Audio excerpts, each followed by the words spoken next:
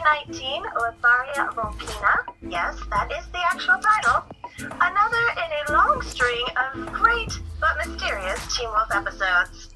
I am Dawn. And I'm Lilith, and I's confused. Oh, I think we're in good company with being confused, though. Let's just say that this episode added more questions than answers. And at this point, literally anything can happen on the show, and I would not be surprised. Flying pink unicorns? Sure, why not? I think our ratings were pretty good, but you're the expert, so I defer to you, ma'am. We did have good ratings. We stayed at a 0.9 in demo, which was tied with last week and slightly above average for the whole Season 3. Season 3B on average is higher than Season 3A, which are both higher than the first two. So we keep going up. We had 2.122 million viewers, which was 25,000 viewers higher than last episode also. So we keep doing well. Again, we are up against the Olympics, so it'll be interesting to see what happens next week. Who were our writers and directors for this one? I actually think I have a kind of a clue about why our ratings were a little bit up. We had the classic combination of Jeff Davis writing and Russell McCauley directing. So the typical. Yes, the normal, but see, this is what I said. They really gave a lot of people a chance this season, and that's why it has such a different feel. Like, I think this is like one of the first times he's actually like written for this part of the season. Well, and he needed a break. Let's just be honest. After the first half of the season, he did need a break. So, they've got a good plan going. We've heard a lot of different spoilers about season 4. We haven't even finished this season yet. So. Yeah, but it was because of that big break that we took when they were filming in between. So right. Yeah, Jeff needs a vacation to recharge. So like, if it takes a while for like season 5, like he deserves it. I disagree. Get your butt going. She has no sympathy. She wants her Teen Wolf. I don't want it now. Right. There was lots to love about this episode. Quite frankly, I ended up with a list of 20 things, not in order, and I won't do all of them.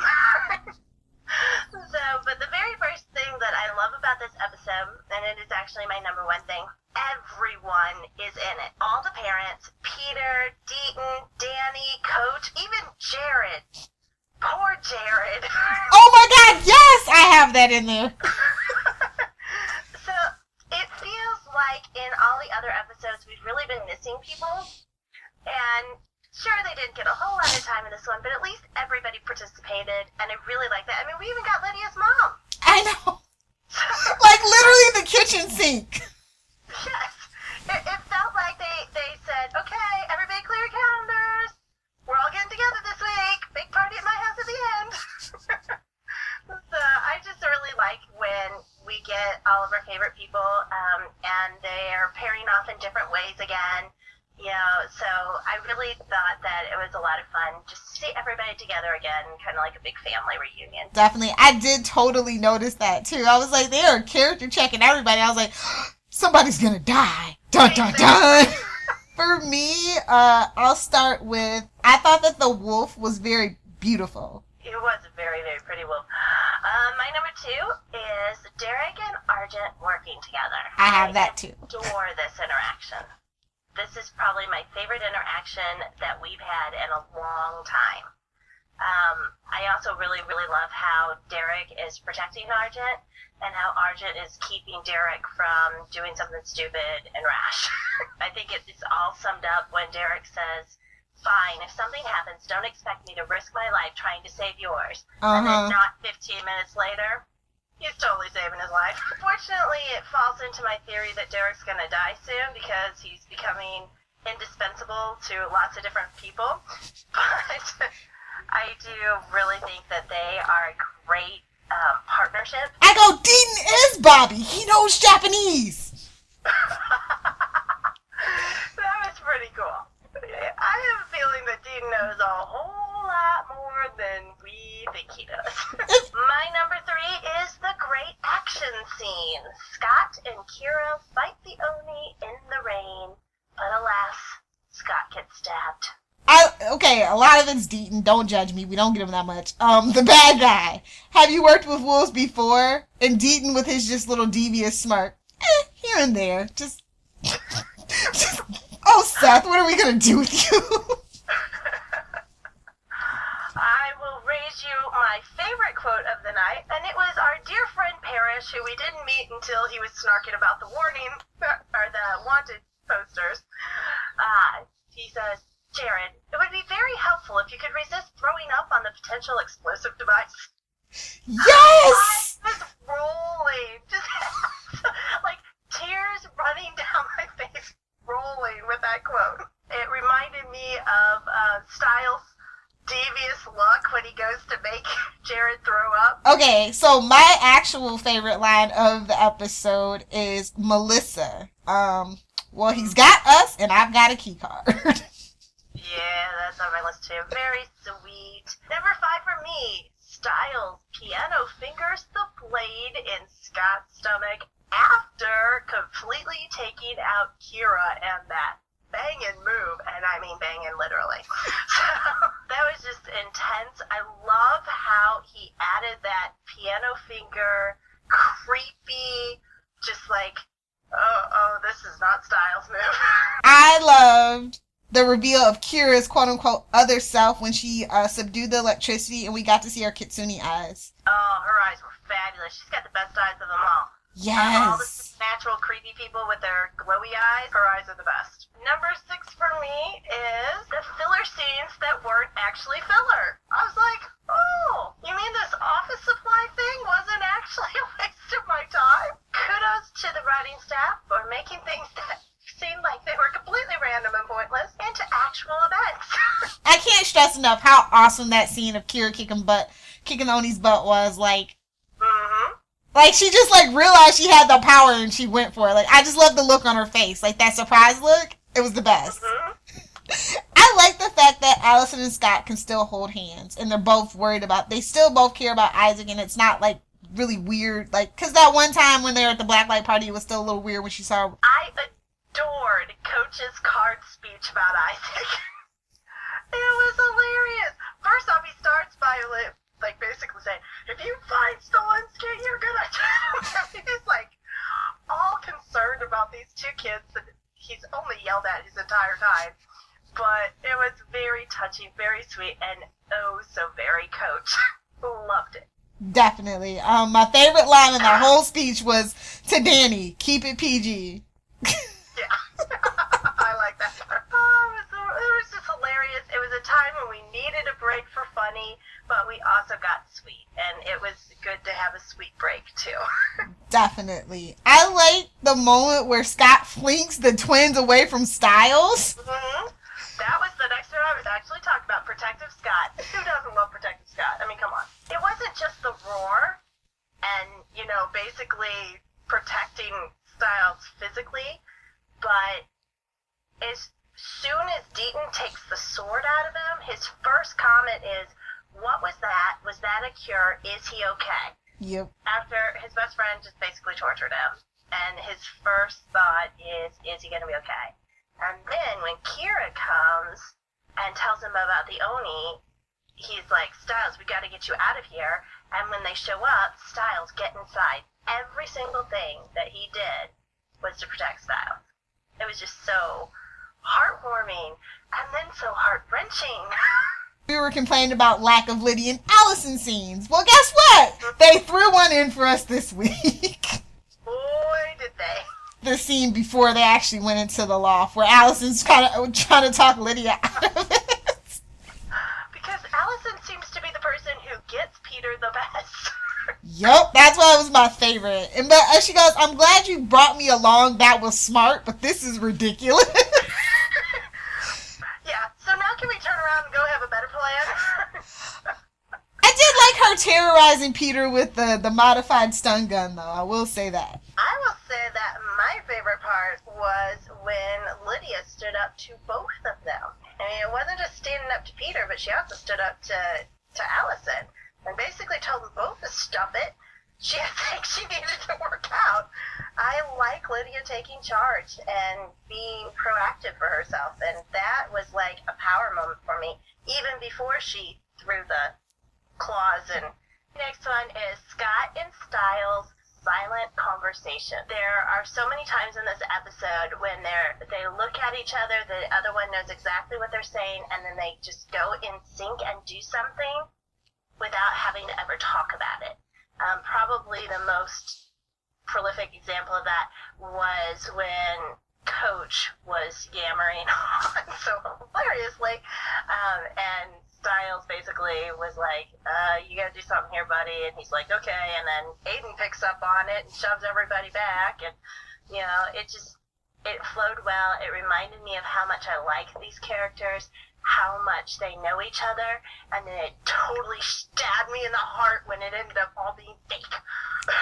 Dude, like, I kept feeling like from the minute we saw him when the Alpha Twins kind of, like, they were growling at him, like, that kind of was like a cue, and I'm like, is this really our Styles, though? Like, that was the one thing, and that's the whole thing I kept asking myself, like, are we sure this is really Styles? I wanted it to be a trick in another way, in that the Nagatsune was actually framing him, for lack of a better word. Ah, I see what you're saying. It just wasn't. Yeah.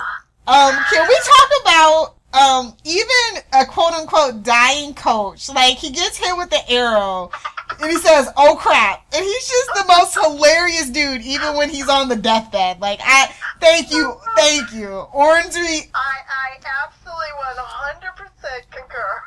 That was fabulous. I'm laughing the whole way through, and I'm feeling guilty about laughing. He wanted us to laugh, because that's the kind of actor that he is, and that's the kind of writer that Jeff is. That was just hilarious, and I'm thinking, oh, I should feel bad for you, but you're just funny. And this is the only overacting I actually like in the show. Sheriff and Styles hug. Again, it was an inauthentic moment, but it was so beautiful. I'm like, aw. We're kind of seeing you off to the side, and it's still my favorite thing that's happening on screen. Those are my favorite things. Oh, I have a few more. Lydia, Lydia when she tells Peter that Allison stays. Lydia when she tells her mom that this is a number with a card on it, and her mom goes, "Yep, still got it." I was like, I see where you get it from, Lydia. Mm-hmm. Me too. Lydia's mom is on my list of awesome. Like, another parent who I like. Yippee! Lydia was actually on fire this whole episode. We'll get to that though, but her other line was, "Why would your sister want to steal a memory from you?" Like, she was just antagonizing the heck out of Peter. I think my favorite line of hers was when she was like, I don't know if it's a boy or girl, like a wolf mutation or whatever. Mutated wolf pup. Like, yeah. What? That is some sick stuff, Lydia. I'm like, woohoo! That's it. Antagonize the werewolf. Go for it, honey. Yeah, I thought Lydia was just alright this time. Plus, love the hair. Issues. Always with the issues. But not that many for me, personally, this week. I consolidate a lot. Can I just start off, like, this the one thing that really bothered me was, did we really need the hazy flashbacks? Like, really?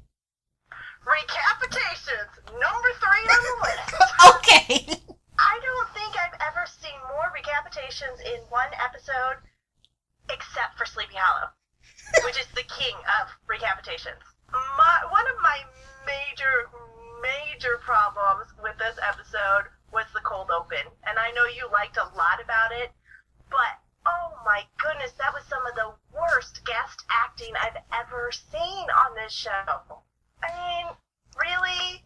Psycho guy? You didn't come off as anything but a bad actor. Terrible acting, and nothing about this cold open makes any sense. First off, I'm like, Deaton went to Japan? He's not in Japan, but this took place in Beacon Hills? That's what I thought! Yeah, it is. It takes place in Beacon Hills, which means that the flashbacks we saw last time also took place in Beacon Hills. Which is like... What? I don't know. The whole thing It's just... That's what I said, though. I was like, look how obvious. A nice little Japanese-style house in the middle of Beacon Hills. Literally what I said. What in the world is wrong with this? So that makes no sense. Second off, how in the world did Deacon get close enough to Mobster's wolf in order to make him paralyzed so that they would call Deacon, who they obviously didn't know when he walked in? Did he, like, seduce the dog walker or what? Come on, out of the way, bizarro land. Then, how did he get back out without the leader through the mobsters? Nothing about this scene makes any sense at all. And, you know, it's like they were jumping through hoops, going in circles, spinning figure eights and donuts in the parking lot to try and come up with Deaton finds an herb. Scene took too long for me. Yeah, I will give you that. 5 minutes, which is a long cold open for this show. It was almost 5 minutes. And every time I look at it, I find more things that don't make sense to me. Like, seriously? There's only 2 reasons to do this scene. 1, because you gotta get the magic mold. And 2, because you wanted Deaton to have a cool entrance. That's exactly what it was. Exactly what it was. That was almost 5 minutes of my time of nonsense to have those 2 things happen. When you could have made Deaton's entrance cool any way you do it. How in the world did Deaton see Argent's flashbacks? Was he there with them? Did Argent just forget to mention that? If you're going to use recapitations, which you really shouldn't, but if you're going to use recapitations, it at least should be something that you actually saw. Well, maybe Scott told Deaton. Scott told Deaton what Argent told him? Yeah, maybe. Maybe, but I don't know. It was all sketchiness. I'll give you that, but it's Deaton, so it gets a pass for me. Not me. That was out of everything that made no sense in this episode, that made the least amount of sense of all. Oh yeah, I would give you that though. If it was any other character besides Deaton, I would have been like, really though? I'm not even gonna lie to you. I'll be honest about it. Allison, she gets a ditzy girl line in this episode. When she looks up when they're in the little storage / medical thing for Isaac. Poor Isaac can't even get a good hospital room. She goes, "Is he in pain?" I'm like, no, he's in happy la la land, Allison. Really? But Allison was not near as ditzy as the people in the second scene, the first scene after the title credits. What's up with all of the brain dead people in Beacon Hills? I mean, they've been brain dead before, but this was like levels of moron that I did not think anybody could sink to. Seriously? They're all stepping around in electrified water. Hey, I'm in my car with the rubber tires. Let's see, what should I do? I'll go out and step in the electrified water. Good plan. Hey, I'm an EMT. I could step in the electrified water. Seriously, I know I've said it before, but my goodness, somebody get these people a grant to take some Red Cross training. And the CGI in that scene was not very good either. The magic dancing snake, Yeah. It was 2 scenes right in a row that were like painful, totally yes. bizarre and painful. Okay, I'm just gonna get straight into Douche Dad. Like, he has a new name for me. He is Captain Interrupt Us, okay? I mean, my goodness, just when I think I'm getting somewhere, here comes Douche Dad. He does have a remarkably bad timing. Right, the next one on my list. The entire thing for 3B comes down to this super powerful dark force, Nagatsuni. It all comes down to somebody hurt his feelings. Really? Really? Oh, I just find that incredibly lame. I guess I'm gonna lump this all in. Over dramatic Peter after the first watch wears my nerves. For instance, lines like, "I'm the spark that lit your fire, sweetheart." Really, Peter? That was just awkward. Or, "Ooh, the hunter and the banshee." Peter, stop, please. Sweetie, I love you. Stop. I have to say that I would follow that spinoff. I totally would. Probably my biggest problem with not just this episode, but s3e thus far is that it takes an amazing amount of coincidence to make this plot work. And it really does. Because Styles plans to short out the hospital electricity. Why? Was he expecting to be there? Because that seems like a big coincidence for him to be there for as long as it took to have that happen. Was he expecting Kira to stand around in the dark waiting for people right at that spot? Because she did, and I have no idea why. Everything that's going on, it doesn't feel like something that you could plan to realistically have happen. Mm-hmm. And the logical side of me is going, what? Huh? What? And that carries on into this episode as well. They're going to have to come up with some amazing thing to make me feel like all of these coincidences could really work. You know what I mean? Seriously, was he really able to plan putting the emitter in Derek's loft, which brings Derek to Arjun, who just happens to decide to go home at that time after 2 days of being around. They just happen to be in there at the same time, which happens to be the time that Agent McCall comes to arrest them. This makes no sense. If they are really trying to say that the Nagasuni was planning to have both Derek and Arjun in the police station when the bomb went off, that is a big stretch. One or the other, maybe. But both of them, that's a coincidence that doesn't work for me. Unless it's psychic. Because, I had a question about that too, because it shouldn't have known about Scott taking Isaac's pain away because he wasn't there. Only Allison was there. Let's start with Lydia. She rocked. Yes, what a difference 2 weeks makes. I'm glad that Jeff realizes that he can't just leave her out in the cold. Right. And I like that her powers are starting to burgeon. It's not just her screaming and hearing cryptic noises, but now she's got some fancy, dart throwing powers. And she has the power of making people stop and listen to what she says. So, all of that, pretty cool. Allison, on the right track. I really like the pairing of her and Lydia. I've been missing that. I'm glad that they're bringing it back. And it looks like it's continuing next week, too. Yes, and that is definitely a plus. We need some girl power, and giving them some time together and to actually do something and have a plot of their own is awesome. Couldn't agree more. Derek. Gonna die. Die! No! I'm sorry, but he is being set up so classically for a genre show death. I mean, he is now Derek's mentor. He has saved Arjun's life. He has come through with the knowledge. Basically, they're turning him into a character that everybody's going to love, which is exactly what they do before they kill someone off. I don't know. I love Derek way before this whole thing. This is just icing on my cake. I hope not. I really like that they're trying to give him time with everybody, but now it's making me very suspicious. I agree. God being protective is just, it warms my heart. Awesome.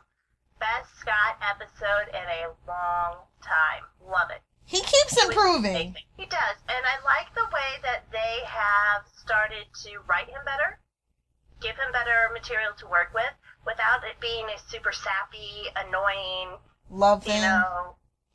Or, the true alpha, I am better than everyone else, hear me roar thing. So, they're doing a nice job of walking the line with him, and I think the idea of Styles and Scott being the one who is never going to lose faith in him no matter what is a powerful storyline for him. So, okay, which of the secondary characters do you want to talk about? We didn't get into Styles. Oh, we didn't get into Styles. Oh, creepy, but delicious. I'm going to say brilliant, but heartbreaking. I thought it was masterfully done. I bought it, and I don't buy a lot, but I bought that Styles was fighting his demons. I expected that Dark Styles would show up by the end of the episode. I didn't expect him to be as brilliant as he is. So. Yeah. Kudos to Dylan again. I mean, everything from the way that he chose to kind of give just enough Styles expression Mm-hmm. But to leave, like when you go rewatch it or you're doing screen caps, you're like, oh, I should have totally known. And then shout out to Russell. Yes, very true too. Because the light, him and his lighting fetish. I will say that the scene at the end, I wasn't as impressed with the acting choices. It was just kind of weird. Oh, I forgot to go over this, but the line that the Nagasune says to him, should have done your reading, Scott, gutted me, because Styles is the research. He's the Wall of Weird guy. He's the guy Scott depends on the most. And he literally gets stabbed with that. Like, that whole situation. I was just like, oh, he went there. He did, and it was heartbreaking. That's really the word for this episode. Oh. But yeah, I thought it was a very good twist, because unlike some of the other stuff, that was a twist that made sense. Mm-hmm. And watch it in the rewatch, it really, really makes sense. Definitely. So. Secondary characters. All right. Argent is my pick for secondary characters. I love when Argent is on my screen, but I love the fact that he is getting new people to play off of all the time now. It just really enhances his character, and I hope like crazy that we get more Derek and Argent stuff, especially if they're going to be, accused of murder together and try to figure out how to fix everything together. I think there's a lot of powerful interaction there. I love the idea that Argent kept Derek from going off the deep end and just breaking the chains and saying to hell with it, because that is a Derek reaction, or at least a season 1, 2, and 3A Derek reaction. And so Argent makes him smarter, but I also like how Derek is stepping up to be an important person in a lot of people's lives too. And the fact that Argent thanked Derek for saving his life, powerful moment for me.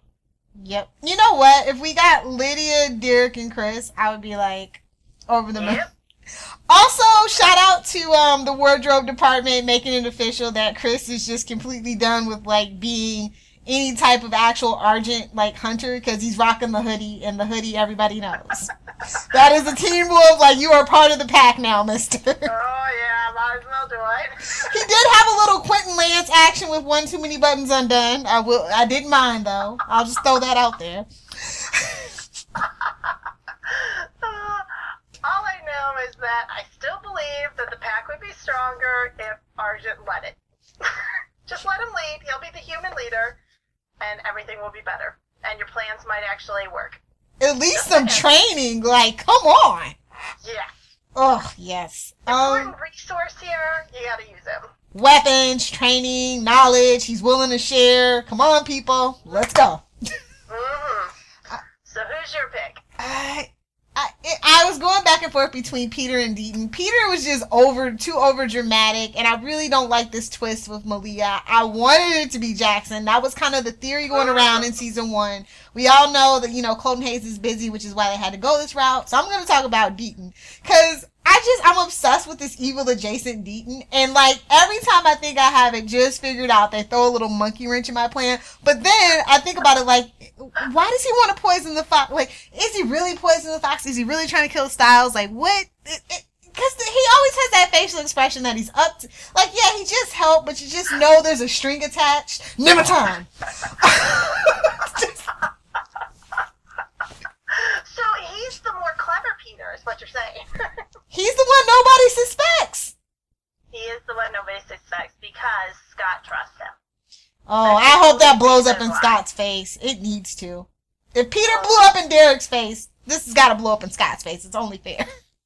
Well, that works for me, actually. Yeah, I will say that I am not fond of the Peter, you are the father moment. Maury! Yes. I'm telling you, I'm breaking out that picture again. Totally breaking it out. I know nothing about Maury Povich, but this is the second time this year I am able to use this picture. And both times sucked at the storyline. So, I don't know that it's going to suck. I just don't know where it's going. I don't understand why we need Malia, except that, she has a big following from Secret Circle. but I don't understand why we need to add her more in because we are adding characters in way too often. We don't have enough time for the characters we have. I knew her from somewhere. I've only ever seen like 6 episodes of Secret Circle. I kept wondering why everybody was so gaga over Shelley Henning. That's her name, right? Mm-hmm. Yeah, I was like, who? What? I've never heard of this chick. And now it all clicks. Secret Circle kids are die hard. They ride or die, for real. Mm-hmm. So, yeah. And I'm like, well, I know she's can't we just leave her to season 4? We got way too much. Or season 5. That works too. Season 4 is about Lydia, dang it. I don't need nothing getting in the way of that. I said it, I don't care. That works. Oh, no. All right. Villain of the week. Dark Kisuni again. Yep, Dark Styles. And I'm throwing out Dark Allison. Totally throwing it out there. I don't care. That's the theory. I'm sticking with it. You're not alone in that theory. There's so many things that happen that make me go,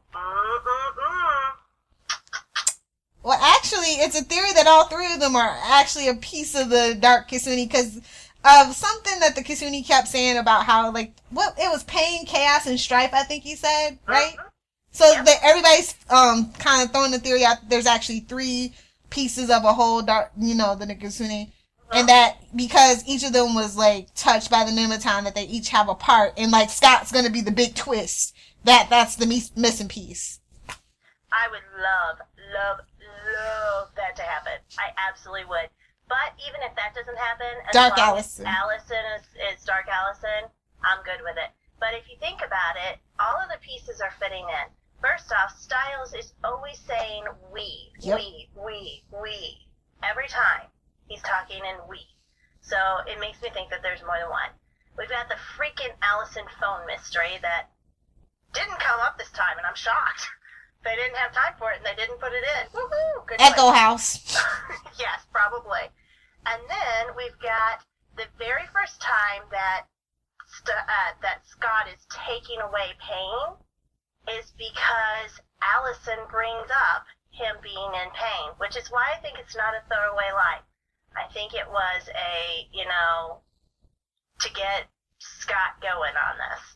So it just feels to me like we've got that toss away line by Katashi about if it ends up being your daughter, which is why everybody said, oh, well, it can't be Allison then. Yep. But Allison has not had the Oni come to her that we have seen yet either. And neither has Argent. And somebody in that household is going evil. And I hope it's Allison.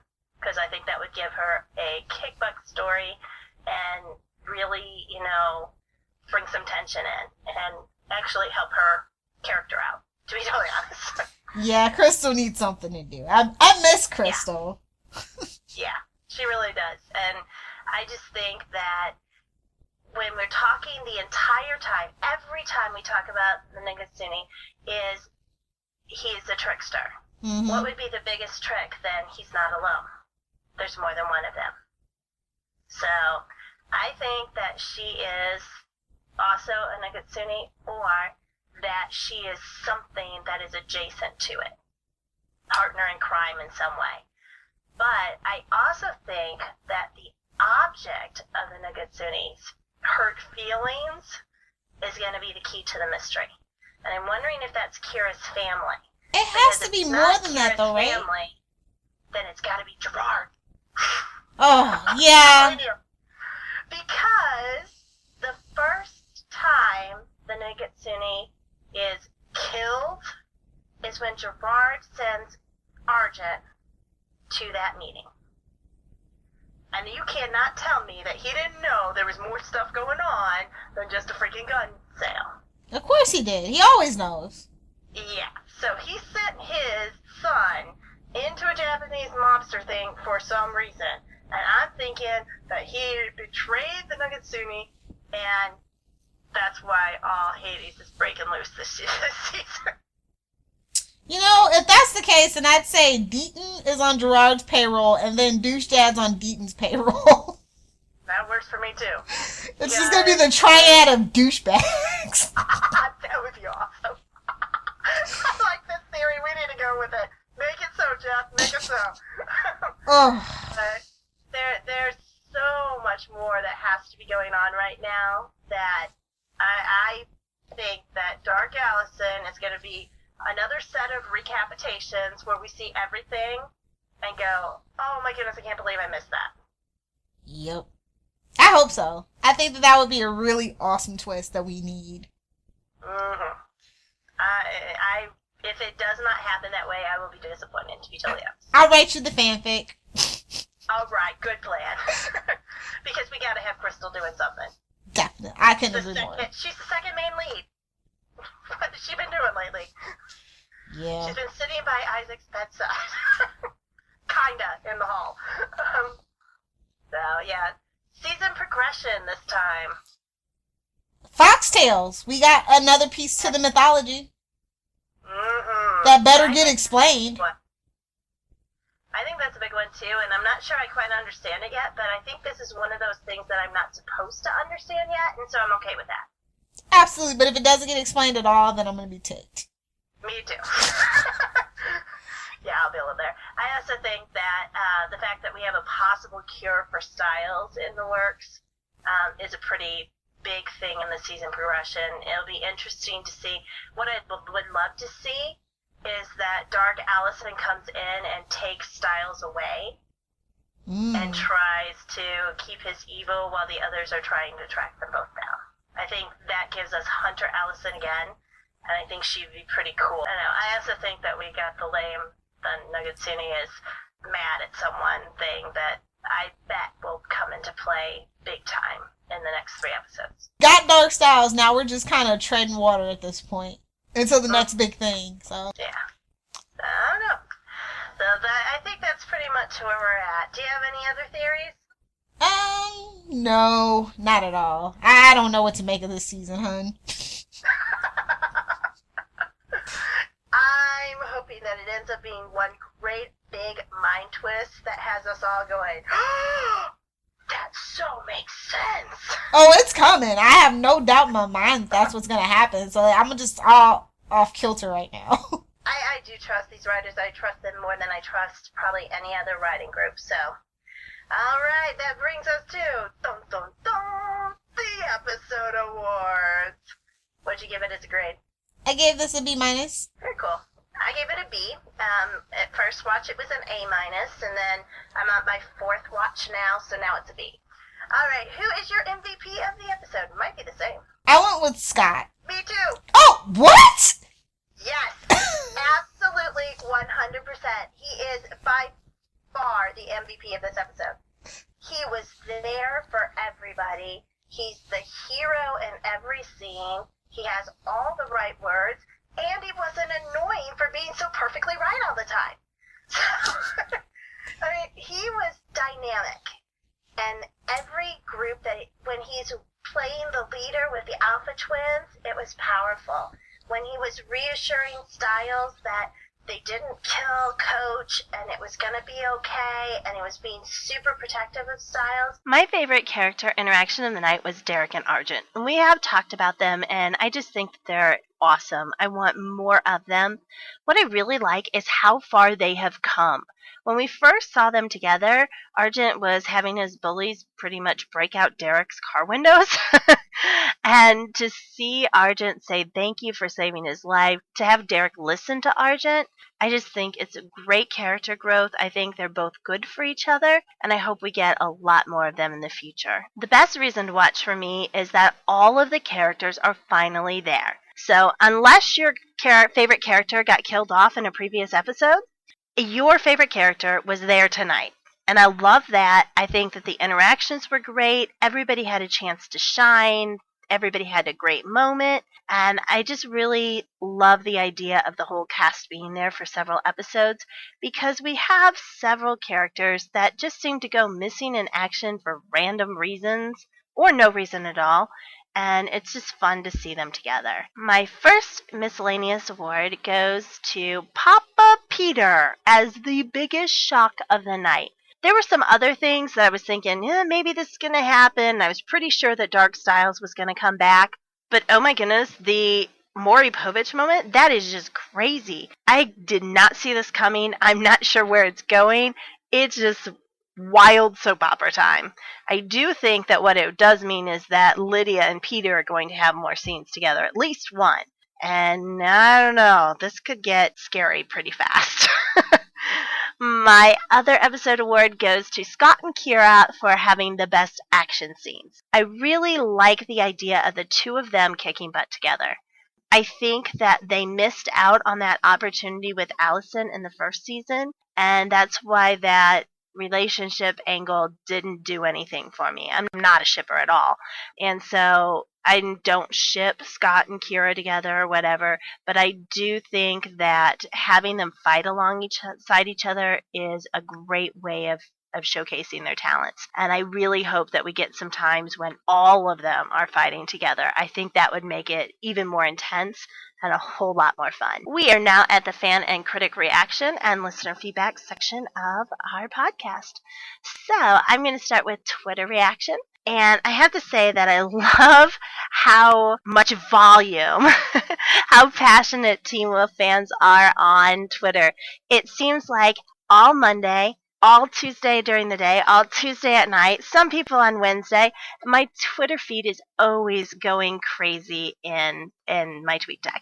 So I just want to say I know I miss a lot of great tweets, but I do comb the tweet deck for hours looking for the best, and even though we can't mention them all, I do want to shout out that I have been doing a favorite tweets every week posted on Wednesday on my blog. So if you're missing some of the tweets, that's a great place to find it. I have 10 great tweets this time, just like last time, and 2 of them come from cast, crew, and important people. And the first one is from Orny Adams, who plays Coach, and he sent a tweet that says, "In between takes, I used the arrow as a paper towel holder and handed out hors d'oeuvres to cast and crew." And he attached a great picture of him with a paper towel container sticking out of his abdomen. And Arden Cho, who plays Kira, is getting a paper towel while he's holding food. It's hilarious. It's one of the things that I love most about his character and him as a person and him in his Twitter feed especially. If you do not follow him, I strongly suggest you do. It's at Orny, Orny Adams. And that's all one word.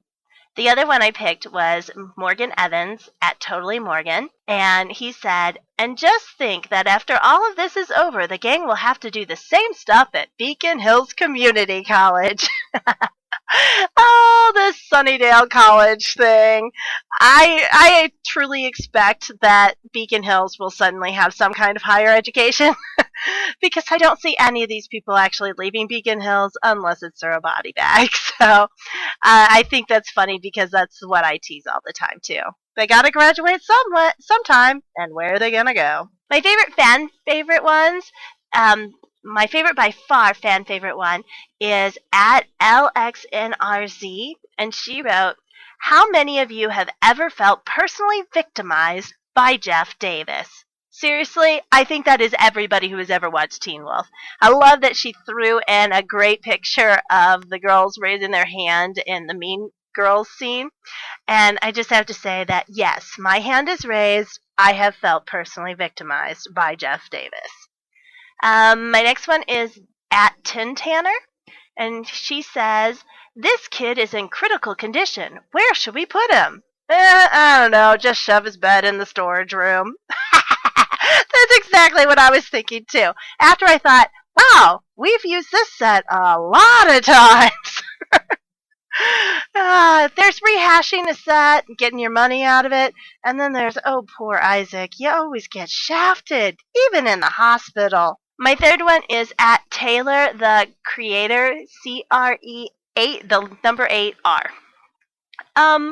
What if we finally learned Styles' first name by seeing it on his tombstone when he dies? That is my fear, too. I don't really want Styles to die. I don't want to learn it that way. Oh, yeah.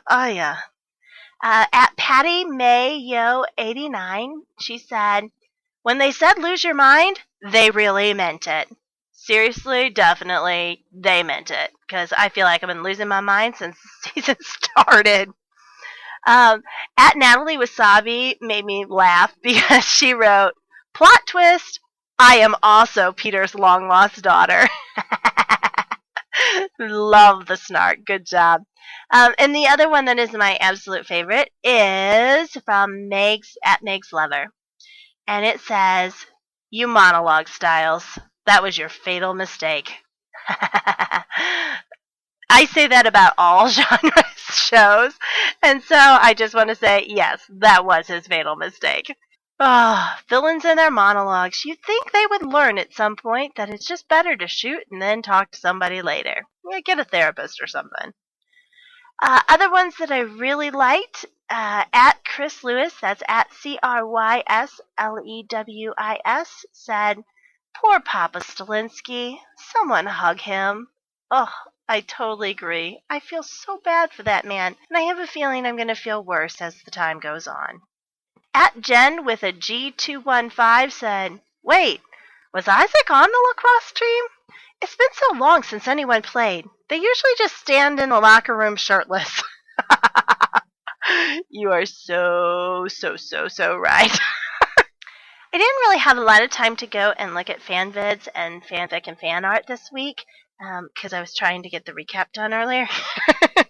So what I did is I just found things on Twitter that people attached pictures to, and I'm going to put that in the podcast recap that I always do and post on my blog and Spoiler TV.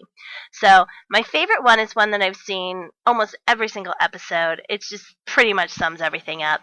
And basically it has the title card that has executive producer, and where it usually says Jeff Davis, they changed it to Satan.